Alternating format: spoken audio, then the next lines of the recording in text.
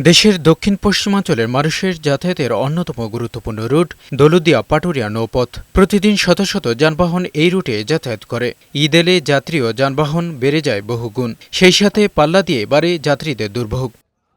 এসব বিষয় মাথায় রেখেই ঈদযাত্রার প্রস্তুতি নিচ্ছে বিআইডব্লিউটিসি। দৌলতদিয়া-পাটুরিয়া নৌরুটের ৩টি ঘাট দিয়ে ১৭টি ফেরি সার্বক্ষণিক চলাচল করবে। যাত্রী পারাপার থাকছে ২০টি লঞ্চ। পচনশীল ও জরুরি পণ্যবাহী ট্রাক ছাড়া অন্যান্য পণ্যবাহী ট্রাক ও কাভার্ড ভ্যান পারাপার বন্ধ রাখা হবে ১ সপ্তাহ। নিয়ম শৃঙ্খলা মতন পর্যাপ্ত পরিমাণ ফেরি থাকে, তাহলে রাজার মানুষজন যাতায়াত করে সুবিধা পাবে। পর্যাপ্ত পরিমাণ ফেরি চলাচল করে, তাহলে আর এখানে যাত্রী লঞ্চের অপেক্ষায় যাত্রী কোনো হয়রানির শিকার হবে না। ঈদযাত্রা নিরাপদ করতে প্রশাসনের পক্ষ থেকে সব ধরনের নিরাপত্তা ব্যবস্থা নেয়ার কথা জানিয়েছেন পুলিশের এই কর্মকর্তা। আসন্ন পবিত্র ঈদ উল ফিতর উপলক্ষে ঘরমুখী যাত্রীদের নিরাপত্তার জন্য দৌলতদিয়া ঘাট নিরাপত্তার চাদরে ঢাকা থাকবে।